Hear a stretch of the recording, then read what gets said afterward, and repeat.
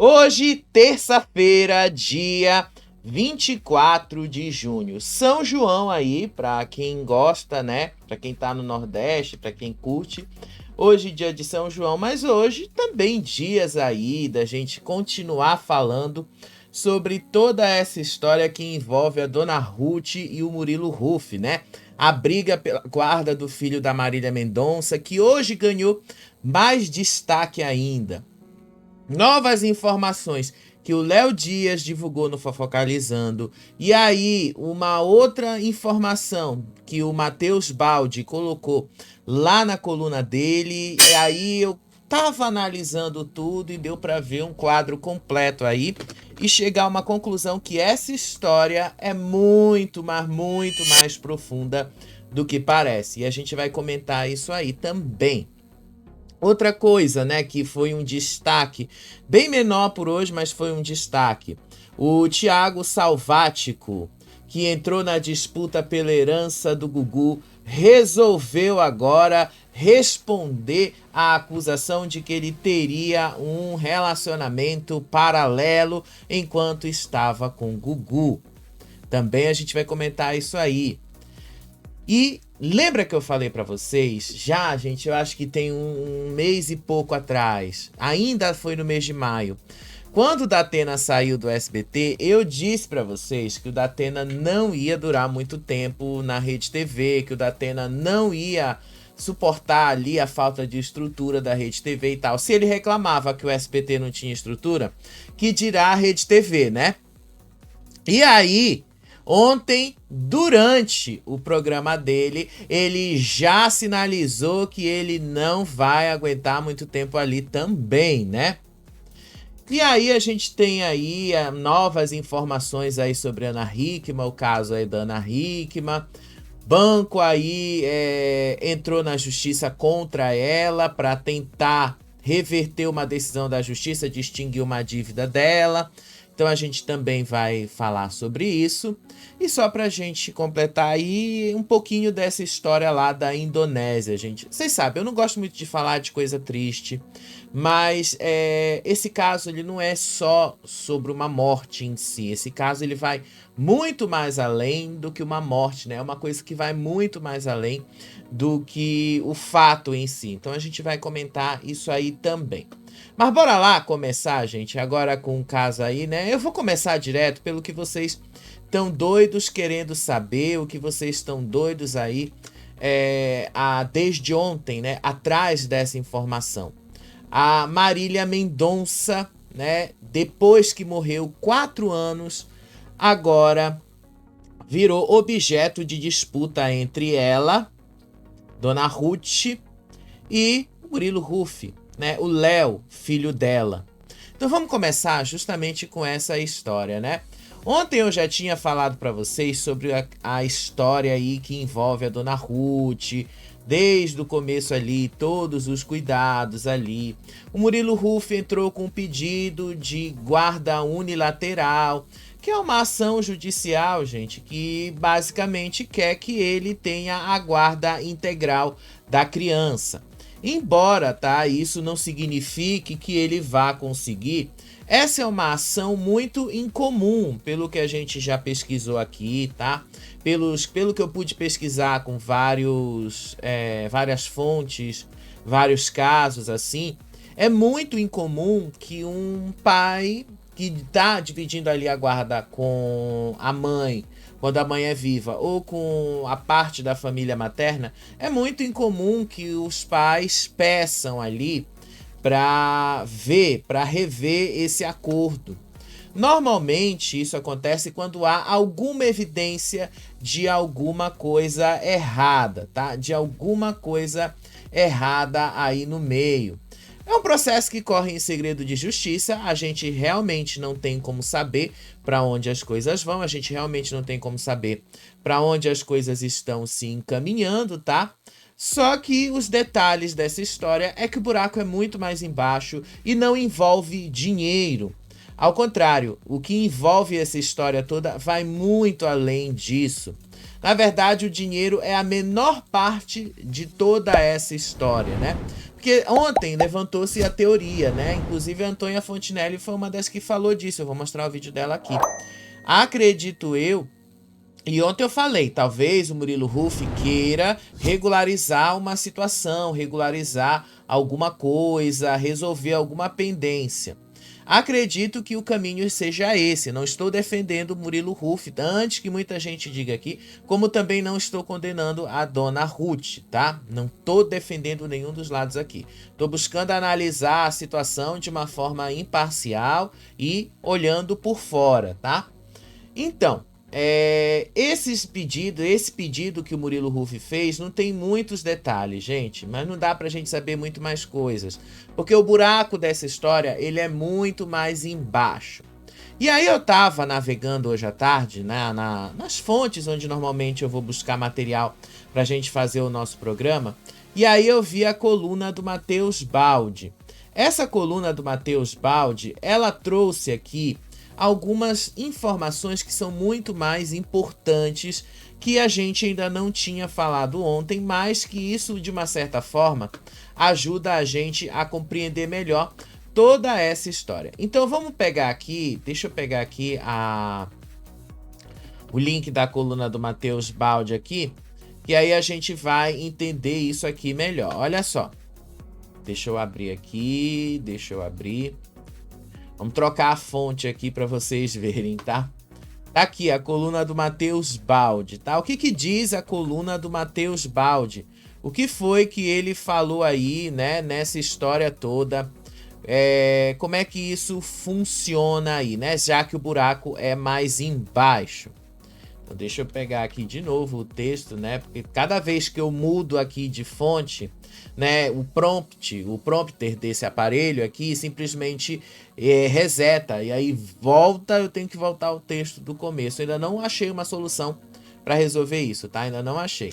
Por isso que às vezes vocês acham que eu fico perdido aqui, né, em pensamento. Na verdade, eu tô tentando achar aonde foi que o texto parou pra gente continuar falando.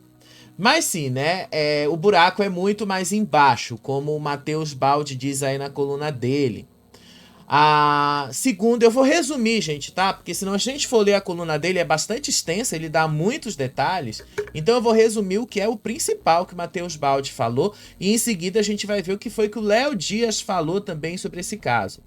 O Matheus Baldi disse na coluna dele que há elementos delicados e relevantes por trás da decisão do Murilo Huff, alertando que o público não deve tirar conclusões precipitadas sobre esse caso e deve priorizar o bem-estar de Léo.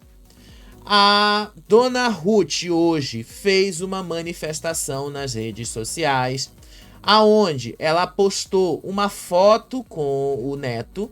Ela postou aí que ela estava preparando o almoço dele por ele ser diabético tipo 1 e fez ali um texto dizendo que o Léo nunca recebeu nenhum centavo de pensão do pai, que ela sempre cuidou do bem-estar do neto, diagnosticou inclusive ali a doença dele, que ela levou isso para ele ser diagnosticado, e garantiu que o patrimônio do Léo está protegido e sob prestação de contas no inventário de Marília.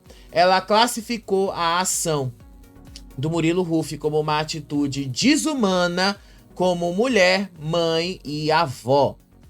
E ainda mais, né? Ela publicou essa foto ali com uma música justamente para dar uma indireta ali em cima do genro, ou melhor, ex-genro, né? Porque agora já tá bem aí complicado.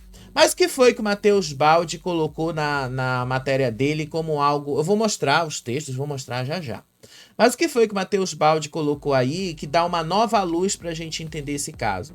O primeiro foi que o Murilo Huff, não teria gostado da atitude da dona Ruth em usar uma modelo que lembre a Marília Mendonça.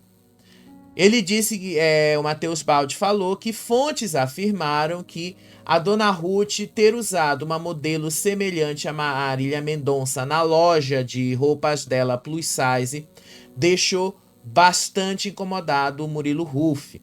Segundo o que ele diz ali, o Murilo Huff teria ficado muito incomodado dela continuar explorando a imagem da filha, mesmo depois da filha morta.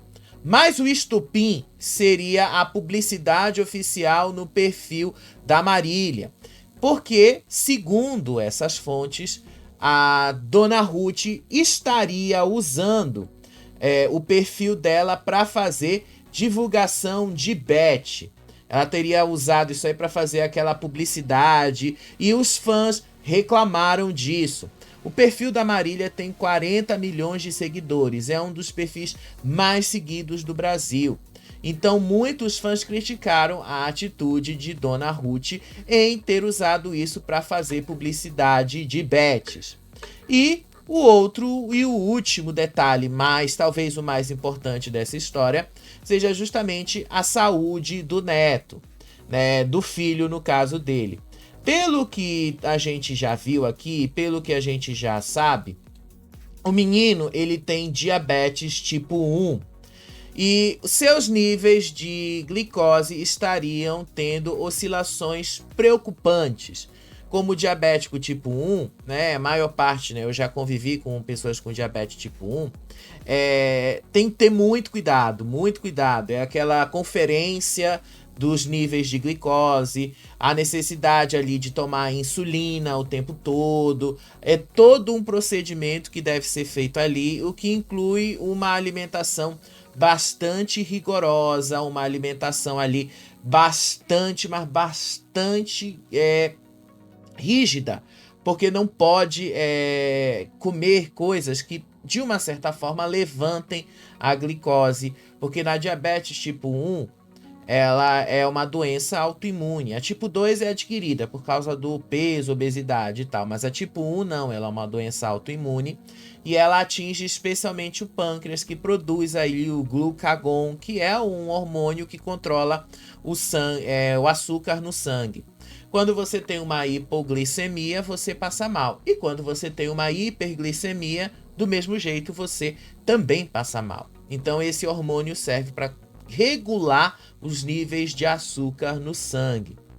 Então, a saúde do Léo teria sido um dos motivos que fez com que o Murilo Huff entrasse com um pedido ali de guarda unilateral. Inclusive, esse e a Bet, a participação ali de publicidade na Bet, teria sido o estopim mesmo para acabar com esta convivência, pelo menos até agora, mais pacífica.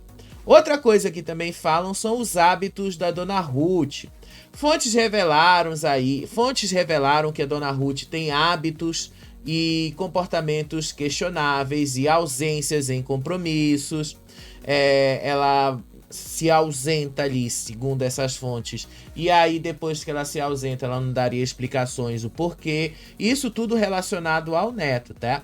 E ainda a busca por controle, que o pedido do Murilo Huff teria sido justamente para ele ter maior controle sobre a saúde e a criação do filho, sem a intenção de afastá-lo do convívio da avó, mas ao mesmo tempo ter o pleno controle sobre as decisões que envolvem a criança.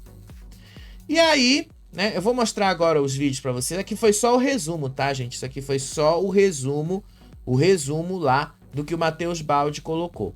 Vou mostrar para vocês aqui, né, as provas de tudo que eu falo. Vou mostrar aqui tudo, porque aqui, vocês sabem, a gente trabalha com provas, tá? Aqui eu nunca deixei de trabalhar com provas, porque eu já sei como o jornalismo funciona e sei muito bem que às vezes, né, pode dar algum BO, pode dar algum problema, e aí às vezes a gente precisa estar ali sempre bem calcado, né? Porque de repente pode dar algum problema, alguma coisa. Então, olha só aqui o vídeo que a Dona Ruth publicou hoje nas redes sociais. E a nota, a gente vai ler a nota dela juntos, olha só.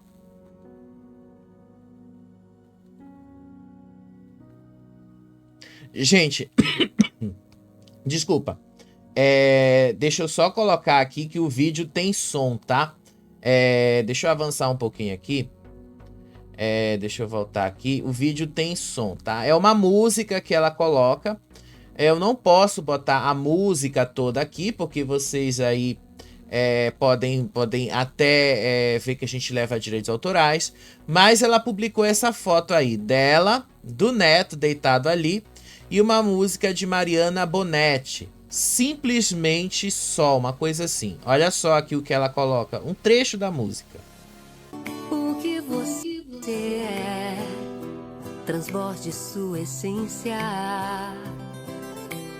deixe vir a... Você vê aqui que ela coloca uma música. Quando você vai procurar essa música, você realmente percebe que é uma música que ela fez ali de propósito, tá? De propósito, pra justamente dar uma alfinetada. Mas aí, essa história que o Matheus Baldi colocou na coluna dele, quando a gente vê à luz do que a própria Dona Ruth publicou, olha só o que a Dona Ruth fez de vídeo hoje. Olha só. Teu coração. E aí, bom dia, meu povo. Ó, todos os dias, uniforme, lavadinho, passadinho, sai daqui de casa, eu arrumo a mochilinha dele, tudo arrumadinho, vai tudo organizado, o copinho que ele bebe água. Essa mochilinha sai daqui de casa todos os dias a esse horário com o almoço pronto, porque a menina chega cedo, a babá chega cedo, faz o almoço que a doutora recomendou. Esse almoço é mais nutritivo, por ele ser diabético, o intestino dele funciona melhor, que é arroz integral, feijão, tem verdura aqui nesse feijão, só que precisa passar pela peneira, porque aí ele não vê, ele come a verdura, e o franguinho. Todos os dias, nesse mesmo horário, ele sai daqui com tudo arrumadinho, ele chega lá. Gente, ela própria cortou o vídeo, tá? Isso aqui foi o corte dela. Eu fiz questão de gravar isso do jeito que estava no perfil da Dona Ruth, tá? Esse corte foi dela mesma. E aqui a nota que ela falou hoje, né? Colocando mais fogo na lenha aí. Eu sempre cuidei do bem-estar do meu neto. Desde o dia em que ele nasceu até o dia de hoje, nunca lhe faltou amor, cuidado. Já passamos por diversos momentos difíceis. Lembro que a própria diabetes do Léo foi diagnosticada a partir de uma suspeita levantada por mim, pois por conhecê-lo a fundo, sabia de que algo não estava bem com a saúde do meu neto após o falecimento da minha filha. O Léo nunca recebeu nenhum, ela faz questão de frisar isso, nenhum centavo da pensão do pai, mas jamais ataquei a integridade dele. Pelo contrário, sempre defendi que o Léo respeitasse e amasse o pai dele. Quanto ao patrimônio do Léo, podem ter certeza de que este está sendo muito bem protegido, inclusive submetido à prestação de contas na ação de inventário de patrimônio que a minha filha deixou e que está até hoje em andamento. Educo meu neto para que ele seja um homem, e ela faz questão de frisar isso também, de verdade, com valores morais e éticos acima de tudo, que ame o próximo independentemente da cor ou raça. E ela faz questão de frisar isso também, cor ou raça, né? Ela coloca as letras maiúsculas aí, ela faz questão. Disse ela: vou lutar contra tudo aquilo que for contrário a esses valores, seja por parte de quem quer que seja. A verdade um dia será apresentada e eu tenho a certeza de que a justiça será feita. Em respeito ao meu neto e seguindo determinação judicial, não vou manifestar tudo agora, mas não posso me calar diante de uma atitude tão desumana com uma mulher, mãe e avó. Gente, assim, pelo texto que ela coloca ali, vocês percebem que a coisa é realmente mais embaixo, como o Matheus Baldi falou. O buraco é muito mais embaixo. Me parece ali que essa situação ganhou contornos maiores, porque os próprios fãs começaram a fazer ali uma série de buscas, né, antigas ali, e viram ali alguns vídeos sobre algumas atitudes da Dona Ruth, que poderiam ter sido mal interpretadas, tá? Então a gente vai dar uma olhada nisso aqui também. Mas eu não posso deixar de mostrar para vocês, tá? A manifestação do Murilo Huff nas redes sociais. Olha o que o Murilo Huff escreveu. Deixa eu botar aqui em tela cheia também, né? Para vocês verem e acompanharem junto aqui comigo. O Murilo Huff hoje fez esse post, ele fez 2 posts aí, mas ele deixou bastante claro aí um monte de coisas. Olha só. Para complementar, no último dia 13, desculpa, né? Deixa eu começar aqui. Às vezes sai da ordem, tá? Quando eu coloco. Muito triste ver as pessoas criando histórias sem saber a verdade. Eu nunca pediria a guarda unilateral sem motivos. Infelizmente não posso expor todas as provas e fatos que eu tenho, pois está em segredo de justiça. Mas a verdade prevalecerá. Não tenho a intenção, nunca quis e não quero afastá-lo da família materna. Entendam que, para mim, o mais confortável seria ficar calado. Mas diante de tudo que eu descobri nos últimos meses, a prioridade agora é o bem-estar do meu filho. Tomei essa decisão por um bem maior. Não julguem sem conhecer a história por completo. E aí ele termina. Para complementar, no último ano eu fiz em média 13 shows por mês, dos quais 50% eu saí à noite e dormi em casa. Meu filho convive todos os dias comigo e com a minha família. Tá? Isso aí foi a manifestação do Murilo Huff. Ele não vai falar sobre provas, tá? Mas ele mesmo diz aí na manifestação dele que tem motivos mais fortes para isso. E aí a teoria que mais balançou a internet era de que ele estava querendo ter acesso aos bens de Marília Mendonça, que são ali do filho hoje, né? Só que, gente, perante a lei, tá? Não tô aqui defendendo o rapaz, não é sobre defesa, não é sobre isso, tá? Isso que eu quero que vocês entendam. Não tô aqui defendendo ninguém. Não é porque eu não preciso defender ninguém, inclusive aqui. Todos eles têm as suas próprias defesas. Mas é o seguinte, a criança é a herdeira. Só que a criança não tem acesso a esse dinheiro. E os responsáveis, quem é o tutor, também não tem acesso a esse dinheiro. O tutor só pode ter acesso ali quando a justiça autoriza, e até a criança completar 18 anos de idade, o máximo que o tutor pode fazer é só pegar o dinheiro ali necessário para as despesas da criança e só aos 18 anos de idade que ele vai ter acesso completo a tudo que a mãe dele deixou, aos ganhos da mãe dele e tal. É só quando ele completar 18 anos. O tutor, no máximo, só vai ver como é que estão ali os ganhos, o que entrou, o que saiu, e vai prestar contas disso na justiça. Até ele completar a maioridade, é a justiça quem de fato fica coordenando a vida dele. Funciona assim, sempre funcionou assim e não vai mudar, tá? Só porque é o filho da Marília Mendonça. Isso não vai mudar ali. Mas assim, vocês já perceberam, né, que essa história toda aí envolveu questões muito mais complicadas, né? Muito mais complicadas ali, que envolve toda uma questão de contexto familiar. Outras fontes dizem que o que a Dona Ruth fez hoje, ao publicar esse vídeo mostrando que ela está tendo cuidado ali com o neto, isso teria sido meramente uma estratégia das redes sociais para influenciar a opinião pública a favor dela e contra o pai. Como tá querendo dizer, olha, eu faço todo esse cuidado pelo meu neto. Será que o pai vai ter o mesmo cuidado? Será que o pai vai fazer a mesma coisa? É nesse sentido, tá? Então, assim, vocês percebam que essa batalha judicial, ela vai muito mais longe do que parece. Essa batalha judicial, ela vai muito mais longe do que a gente poderia imaginar. E para completar toda essa história, mais ainda, o Léo Dias trouxe algumas informações aí. A Dona Ruth disse, né, vocês leram aqui comigo, que o Murilo Huff nunca pagou 1 centavo de pensão. Mas durante o Fofocalizando, eu vou mostrar um trecho desse vídeo aqui para vocês. Durante o Fofocalizando, tá?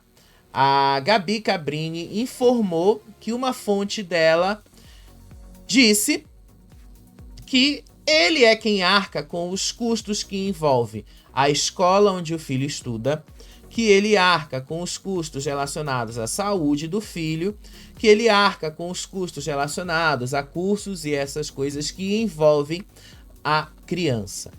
Olha só um trecho aqui desse vídeo, tá? Então, assim, como eu falei, gente, não acredito que seja só por dinheiro, acredito que seja por regularização de alguma coisa. Mas vamos ver esse trecho aqui, olha só. O texto da Dona Ruth. Lembrando, é uma fonte. Não, mas isso é oficial ou é extraoficial? Extraoficial. Tá, gente, deixa eu só avançar um pouquinho aqui, tá? Porque o SBT, ia ver, o SBT às vezes dá problema com a gente, tá? Olha só um trecho aqui. De o anonimato, a fonte me disse o seguinte, que no caso, a guarda compartilhada não tem ligação com pensão.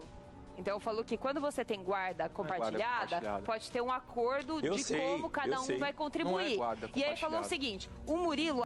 E guarda é assim mesmo, tá, gente? Guarda compartilhada funciona desse jeito. Tá? Agora só mais esse outro trecho aqui para vocês entenderem melhor. Olha só. Com escola, plano de saúde, lazer, que seria a aula de bateria do pequeno Leozinho, médicos particulares e tratamento de diabetes que ele trouxe dos Estados Unidos. Tudo isso... Então vocês viram aí, tá?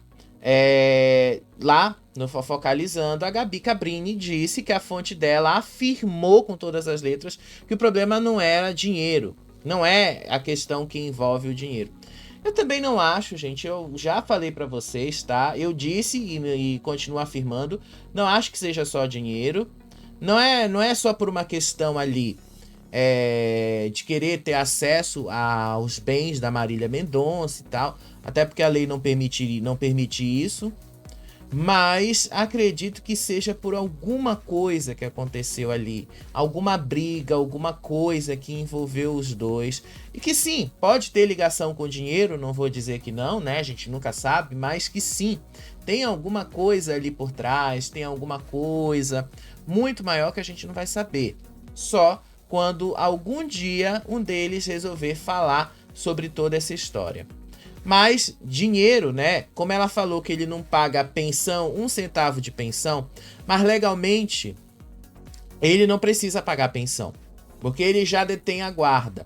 Apesar da guarda não ter ligação direta com a pensão, ter ligação direta com isso, a pensão normalmente é paga quando o pai não divide a guarda.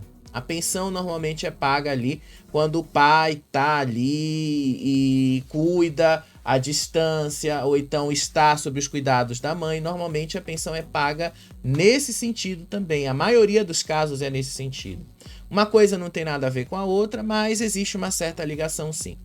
Por outro lado, como ele mesmo disse, o filho convive com ele. Então, o que ele faz pelo filho, legalmente também já vale como pensão.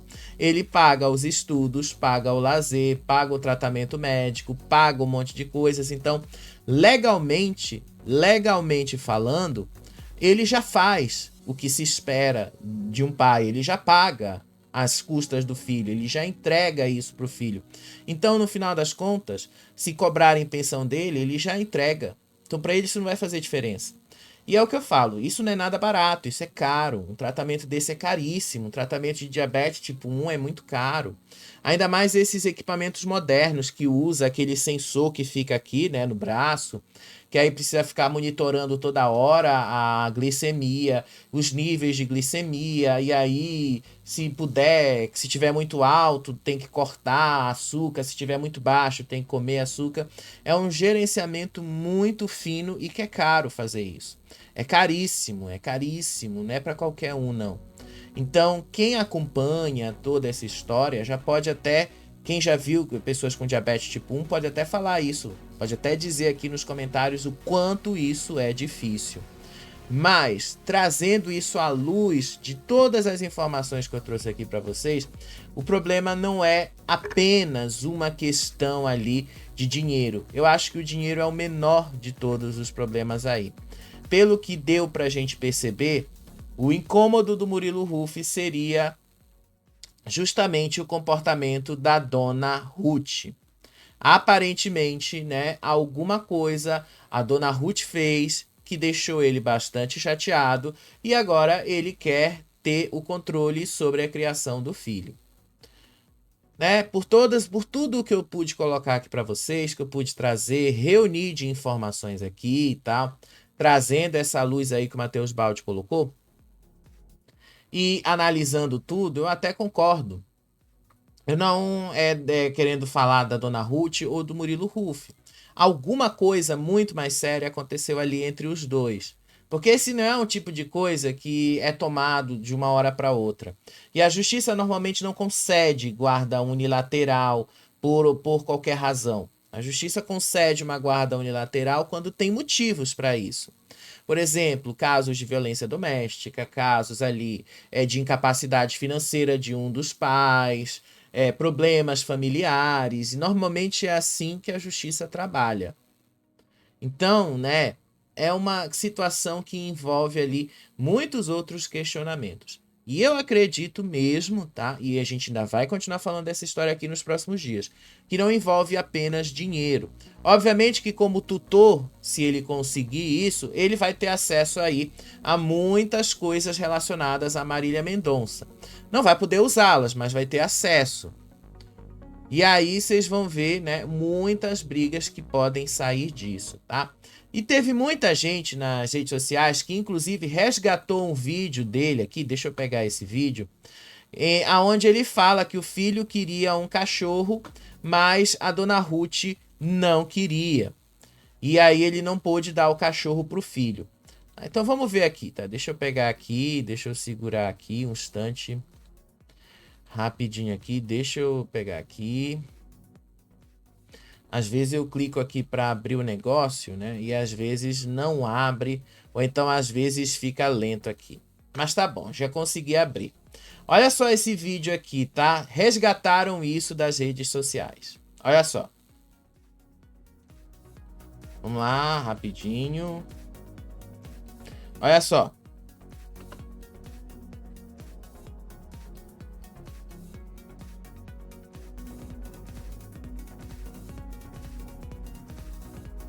Pediu um cachorro. Ele pediu um cachorro? Pediu um cachorro. Eu quero dar, só que a avó dele tem que querer também. Porque não adianta. Só você porque lá em casa não dá, porque eu viajo muito. Muito. Então, assim, como é que vai deixar um cachorro lá, sendo que eu não fico em casa? Agora, assim, aí ele pediu um cachorro, eu falei, qual o nome que você vai dar pro cachorro, meu filho? Ele, Vulcão. Hoje ele me pediu um cachorro. Ele pediu um cachorro? Pediu um cachorro. Eu quero dar, só que Então vocês perceberam que ele fala aí que é a avó, né? Que é a avó que não queria o tal do cachorro que ele queria dar pro filho, chamado Vulcão. E que na casa dele não pode porque não tem ninguém que cuide da criança. Então na prática vocês já perceberam aí que esse buraco é muito mais embaixo, né? Muito mais embaixo. Inclusive resgataram aqui, deixa eu pegar essa imagem aqui.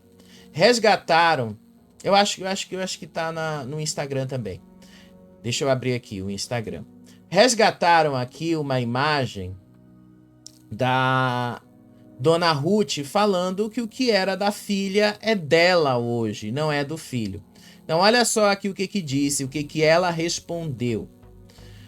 Internautas resgataram um comentário da dona Ruth em maio.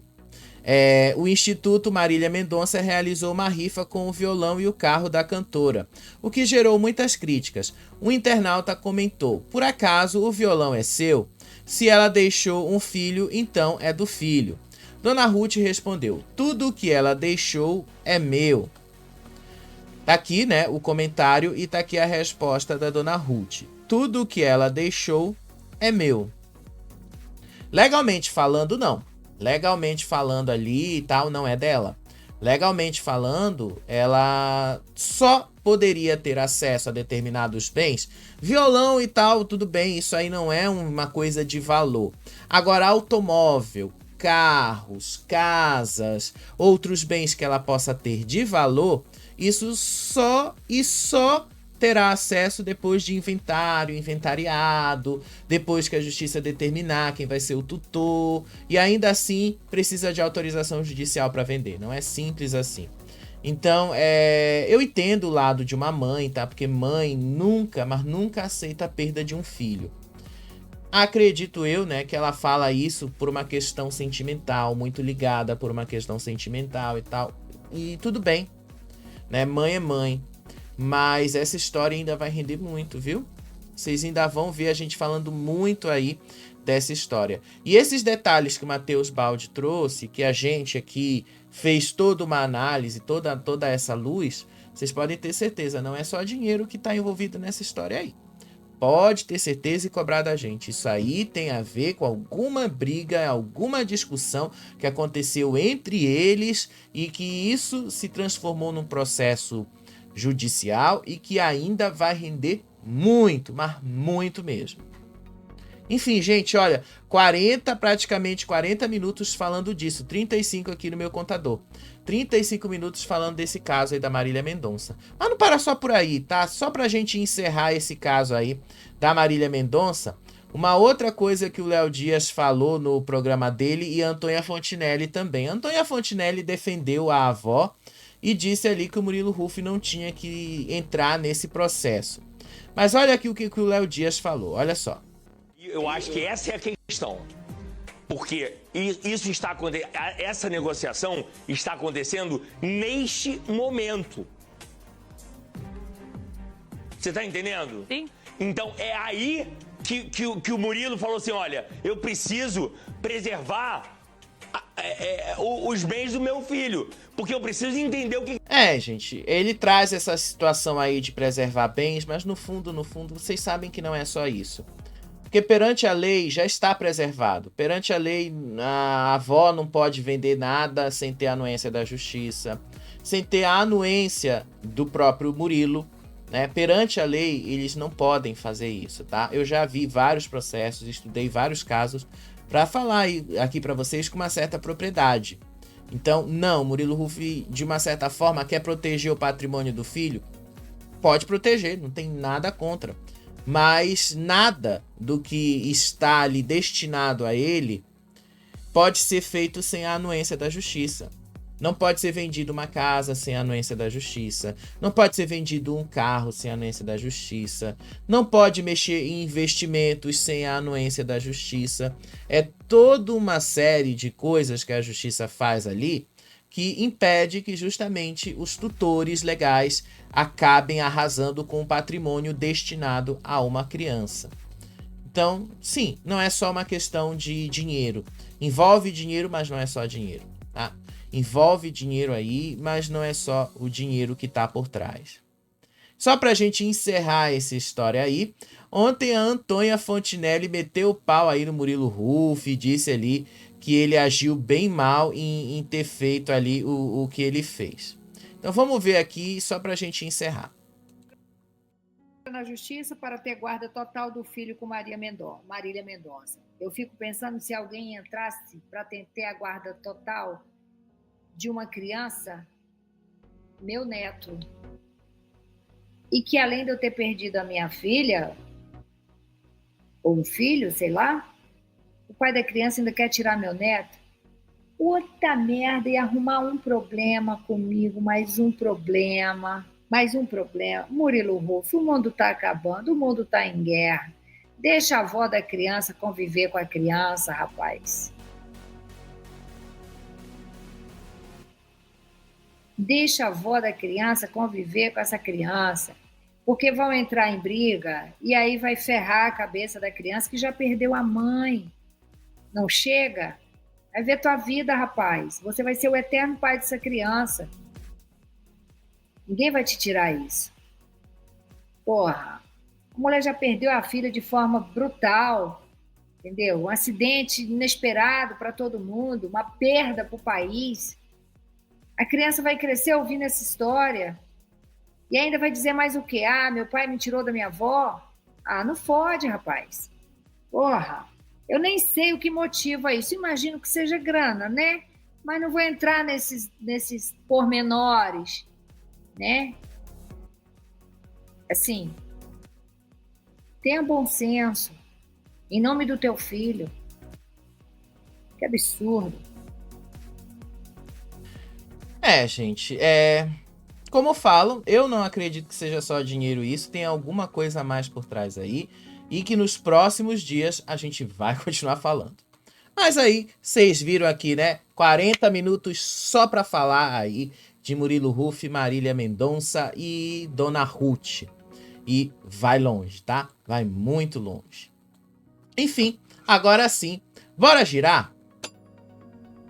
Sobre herança, ainda falando de herança, tá, gente? Porque afinal parece que hoje, dia 24, todo mundo só tá falando de herança, né? Todo mundo só tá aí falando de herança, só tá falando aí de dinheiro e tal. Mas a gente tem uma outra história aí pra contar, né? O Thiago Salvático. Eu tinha trazido pra vocês aqui, vou lembrar pra vocês se foi uma semana ou 2 semanas atrás. Mas eu tinha trazido aqui o processo lá que o Thiago Salvático entrou de novo na justiça para tentar ali ser reconhecido como companheiro do Gugu em uma união estável. Também falei para vocês que união estável é uma união pública que todo mundo reconhece. O que também, né, aparentemente ele não preenche esse requisito. Seja lá como for, o Thiago Salvático tenta juridicamente o reconhecimento da união estável com o Gugu para ter direito à metade da herança dele. Só que a família do Gugu fez novas alegações com relação a isso. A família do Gugu, por exemplo, alegou que ele mantinha um relacionamento paralelo enquanto estava com o Gugu entre os anos de 2016 e 2019, no mesmo período aonde ele afirma que já vivia um relacionamento com o Gugu. Essas fotos, né, eu acho que vocês já viram, essas fotos são bem famosas nas redes sociais. Aí hoje ele escreveu nos stories dele no Instagram apenas isto aqui: a verdade prevalecerá. Ou seja, todo mundo, né, para quem é um bom entendedor, já viu o que ele quis dizer com isso. Todo mundo já entendeu o que ele quis dizer com isso, né? Todo mundo já percebeu aonde ele quis chegar. E aí, gente, o que vai acontecer agora, tá? Como a família alega que ele teve um relacionamento com outra pessoa enquanto estava com o Gugu durante 3 anos, cabe à família provar se isso realmente aconteceu. Só que o recurso do Thiago Salvático agora aguarda julgamento. Então esse recurso dele não está em andamento nesse momento. Em 2023, a justiça já havia rejeitado a tese de união estável entre os dois, alegando falta de provas. A outra alegação era que o que ele tinha mostrado como prova de uma união estável era insuficiente e que isso apenas poderia indicar uma amizade, como fotos, mensagens íntimas, coisas que normalmente acontecem ali. E de fato, essas fotos não mostram, nossa, grandes coisas de relacionamento, não. Mostra que os dois são amigos. Mostra que os dois tiveram alguma convivência. Mas não mostra intimidades, assim, né? Nossa, meu Deus do céu, que comprove que os dois eram um casal. Só mostra que eles estavam juntos ali em viagens e alguma coisa. O Thiago Salvático recorreu dessa decisão nesses últimos dias e a família do Gugu já veio a público e já deixou bastante claro que eles têm alegações de que o Thiago Salvático mantinha aí um relacionamento paralelo enquanto alegava estar com o Gugu. Outra história que vai longe, mas querem assim uma como eu posso dizer, uma opinião? Essa história também não vai muito mais longe não, tá? Porque União estável, gente, ainda que o juiz tenha pedido vistas, uma união estável ela é caracterizada por uma coisa pública. Ainda que não seja oficial, um casamento legalizado, oficializado, a união estável ela precisa ser pública para ser reconhecida como uma união estável. Ou seja, as pessoas no entorno que convivem diariamente, tanto com um quanto com o outro, precisam saber disso. Todos precisam saber, porque se não souber, não se caracteriza como uma união estável. Perante a lei é assim que funciona, tá? Perante a lei é desta forma que funciona. Então eu acho que vai ser meio difícil ele alegar que tinha união estável. Não que eu ache errado ou ache certo, mas eu tô só trazendo para vocês um prognóstico aqui, porque o principal requisito para ele falar e requerer uma união estável é que seja público, notório e que todo mundo saiba disso. Pelo menos no entorno. E aparentemente ninguém da família do Gugu sabia disso. Só soube da mesma forma que nós soubemos, pela imprensa. Então, isso era um caso escondido.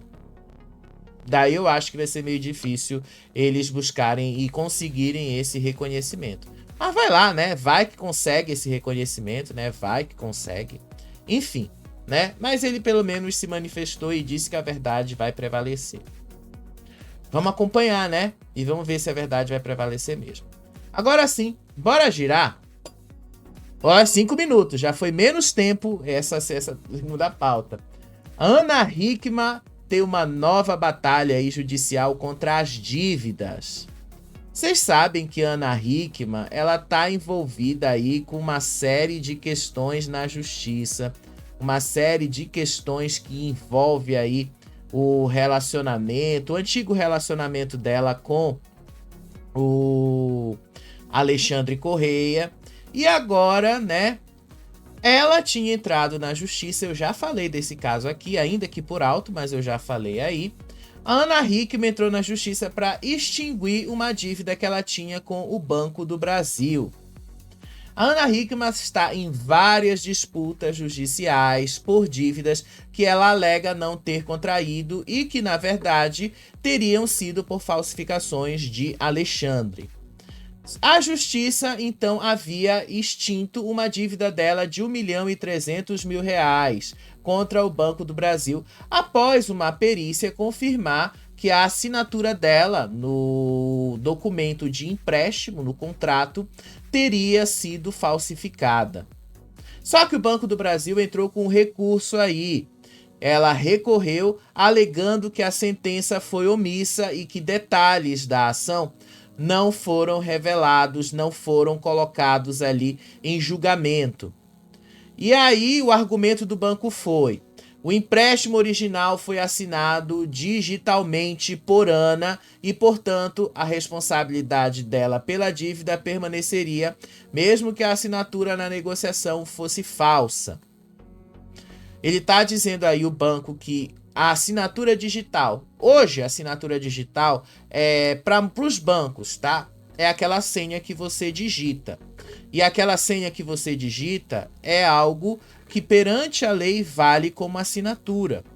Se você tem assinatura digital, aquela que gera um token, aquele númerozinho que você precisa colocar numa chave física e conectar essa chave na porta USB, isso é outra história.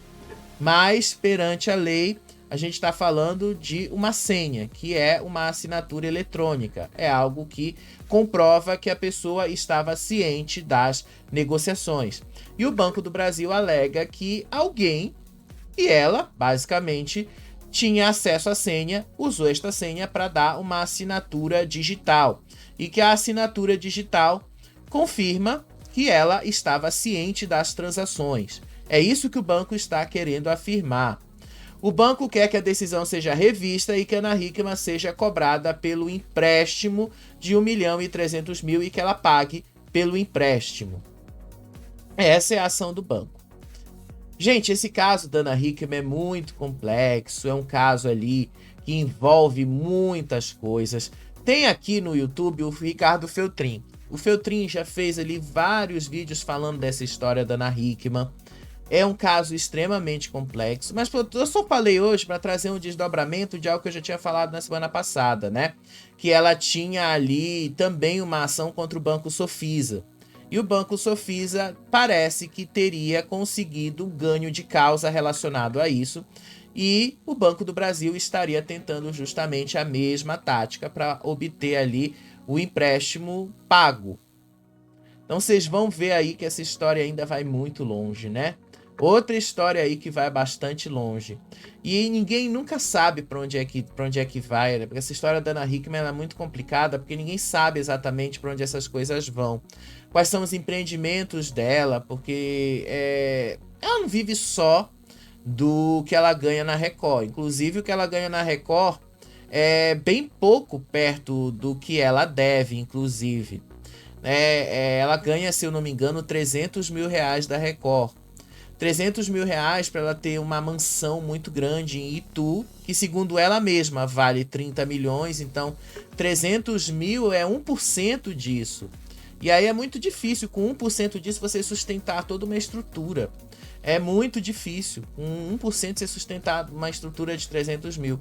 Então é muita história por trás que a gente ainda não vai saber os detalhes. Mas sempre que a gente puder, a gente vai trazer essa história aqui com esses detalhes, tá? Não tô acusando ninguém, não quero acusar ninguém, tá? Só tô falando o que aparece pra gente na justiça, tá? Porque esse é um caso público, está na justiça, não é segredo, então a gente pode saber muito mais disso, tá bom? Agora sim, né? A gente pode girar aqui pra falar de uma coisa que eu falei pra vocês em maio, lá em maio, quando o Datena saiu do SBT. Quando o Datena saiu para SBT e foi para Rede TV, eu falei para vocês que o Datena não ia aguentar muito tempo ali na Rede TV. E isto aconteceu. O Datena perdeu a paciência na Rede TV, perdeu a paciência ali durante uma reportagem do programa Brasil do Povo. O Datena ali, no dia 23 de junho, ontem, segunda-feira, reclamou ao vivo com a equipe do programa que uma das matérias das entrevistas aí teria sido editada. E ele não gostou nem um pouco disso. Ele disse que não é o responsável pela linha editorial da emissora, mas ameaçou deixar a emissora se invadirem um território que ele acha que a emissora não deve invadir. Vou mostrar disso aqui um trecho em vídeo, né, para vocês verem. E aí vocês vão assim, gente, tá mais do que claro, né? Eu acho que eu não preciso falar o quanto isso tá claro para todo mundo. Eu acho que eu não preciso deixar afirmar o quanto vocês sabem que não ia durar muito tempo, né? Olha só. A entrevista minha com o Dalmir, devia ter deixado a entrevista inteira porque foi exclusiva e já sobre isso. Aqui editaram a entrevista minha com o Dalmir, devia ter deixado a entrevista inteira porque foi exclusiva e já adiantava. O Dalmir falou, nas próximas horas, nós vamos prender esse cara que estão surgindo evidências novas. Devia ter deixado a entrevista inteira aqui, mas enfim, foi editada, eu não sou responsável pela linha editorial e eu sou muito respeitoso com linha editorial, eu não discuto com linha editorial. Linha editorial, quem dá é a televisão, quem dá é o chefe, a Stephanie, o nosso extraordinário Galvão, a brilhante Stephanie, que é uma jovenzinha, uma grande jornalista. Isso aí eu não discuto, linha editorial eu não discuto. Prefiro pegar meu boné e caminhar. Pois é, né? Eu sabia que isso ia acontecer. A gente já sabia que o Datena não ia aguentar muito tempo ali na Rede TV, não, gente. A gente já sabia que isso aí... E eu não duvido pra vocês, tá? Eu acho que até o final do ano, Datena... Eu até tô sendo muito assim, otimista, né? De dizer até o final do ano. Acredito que até o final desse semestre, né? Até o final ali de julho, começo de agosto, eu acho que ele já tá fora. Mas vamos estender um pouquinho isso aí para dezembro para ver se a gente vai errar. Eu acredito que não, né? Porque eu acredito que ele não vai dar certo. Ele já não tá dando certo lá na Rede TV, ele tá dando 0% no Ibope, ninguém tá assistindo. Dizem, né, nos bastidores, algumas fontes dizem lá que ele tá bastante, mas bastante decepcionado, porque ele acreditou que ele teria um público só dele, que ele acreditou que ele teria esse público e que levaria esse público com ele. O que não aconteceu quando ele saiu da Band e foi pro SBT, e o que não aconteceu quando ele saiu do SBT e foi pra Rede TV. Não tem público. E o público de São Paulo aparentemente rejeita bastante o Datena. E rejeita muito, tá? Não é pouca coisa não. Rejeita bastante o Datena. E a eleição foi algo que prejudicou ele, né? Enfim, gente. Só pra gente encerrar, gente, pra não deixar, pra gente não dizer que a gente não tá falando desse caso aqui, tá? Vocês sabem dessa tragédia que aconteceu lá na Indonésia com a Juliana Marins. A Juliana Marins era uma publicitária e dançarina de pole dance de Niterói, do Rio de Janeiro. E ela havia saído do Brasil para fazer um mochilão pela Ásia. Ela havia saído para conhecer o mundo, explorar o mundo, coisas que jovens normalmente gostam de fazer. O que foi que aconteceu com ela, né? No último sábado, e isso aqui, gente, desculpa, eu não tenho como não falar sobre este assunto, não tenho como não trazer esse assunto aqui, tá? Vamos lá. Deixa eu só pegar o texto certinho aqui. Nessa visita dela ali para a Ásia, ela resolveu fazer uma trilha ali com uma guia de turismo na Indonésia. Ela desapareceu no dia 20 de junho durante uma trilha guiada no Monte Rinjani, que é um vulcão na Indonésia. Ela reclamou de cansaço, ela foi deixada sozinha pela guia turística, tropeçou e escorregou e caiu numa distância de 300 a 500 metros de onde ela estava, era de altura, tá? De 500 a 300 metros. E ela teve muita dificuldade em resgate. Primeiro porque era muito alto o vulcão. Depois aí, ela foi avistada por drones no dia 21 de junho. Um dia depois, ou seja, ela estava na trilha ali no dia 20, escorregou, a guia turística deixou ela de lado lá sozinha. E só no dia 21 de junho, um dia depois, é que ela foi avistada por um drone e as equipes ali viram que ela estava viva. E as equipes então enfrentaram condições climáticas adversas, terreno íngreme e a crítica da família pela falta de estrutura e estratégia de resgate. Inclusive, gente, de tudo que eu pude acompanhar desse caso, me pareceu ali um descaso muito grande por parte do governo da Indonésia de tentar ajudar nesse caso e que o governo brasileiro precisou intervir para que ela pudesse, no mínimo, né, conseguirem resgatar o corpo dela. E aí hoje ela finalmente foi resgatada. Ela foi encontrada morta hoje de manhã, né? 4 dias de buscas e muito provavelmente ela morreu por causa da hipotermia, devido à demora do resgate. Não se esqueçam, ela estava no alto de uma montanha, ela não estava no chão, não, ela estava no alto de uma montanha e o alto de uma montanha é muito frio. Ela estava ali muito frio, num período muito frio, tá, gente? Eles fizeram aqui um Instagram aqui, tá? Deixaram hoje aqui esse perfil chamado Resgate Juliana. E eles fazem aqui o comunicado oficial. Com imensa tristeza informamos que ela não resistiu. Seguimos muito grato por todas as orações, mensagens de carinho e apoio que temos recebido. Gente, só para deixar claro, tá? Lugares turísticos precisam ter todo tipo de aparato, especialmente lugar que faz trilha. Se não tem esse aparato, gente, vocês podem ter certeza que não é legal. Tem que ter todo o aparato ali, tem que ter tudo ali direitinho, tudo ali organizado, justamente para, se acontecer uma tragédia, um imprevisto, ser fácil de resgatar. E me parece, né, que assim rolou descaso das autoridades daquele país, demoraram a agir, só foram porque teve um brasileiro ali, uma outra pessoa de lá da Indonésia que ficou tocado com essa história, foi lá e ele sozinho conseguiu fazer, conseguiu avistar, conseguiu ali pegar, mas as equipes viram que ela tinha se deslocado mais de 900 metros no chão, e aí não levaram uma corda de tamanho suficiente. Você percebe que foi todo um descaso para que tivesse esse desfecho trágico. Não gosto de falar de tristeza, gente. Não gosto de falar de morte, não gosto de falar nada dessas coisas. Mas não dá pra gente ser crítico também aqui ao que aconteceu lá.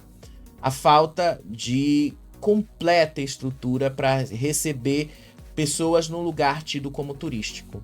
Não dá pra ser assim, né? Nem no Brasil é assim. Imagina lá, imagina numa situação dessas. Mas enfim, né? Pelo menos a gente já viu o desfecho dessa história e não foi uma coisa legal. Bom, Power Couple, gente, só pra gente encerrar. Hoje foi a prova dos casais. Todo mundo voltou de lá, jururu. Aparentemente a prova foi bem complicada. Não dá pra ter uma noção de quem se saiu melhor. Só posso dizer assim que eu vi 2 casais chegando primeiro lá da prova. Que foi a Rayane e Vitor. E depois Cris e Cadu. Mas aparentemente Cris e Cadu não foram o pior desempenho dessa prova, tá? Aparentemente eles não foram. Mas, né, eles reclamaram que essa prova foi bem complicada de fazer. Mas enfim, coisas que a gente só vai poder te contar quando a gente puder assistir essa prova amanhã. Daqui a pouco a gente volta para contar mais aí coisas do Power Couple, tá bom? Beijo pra vocês, até o próximo vídeo. Tchau, tchau.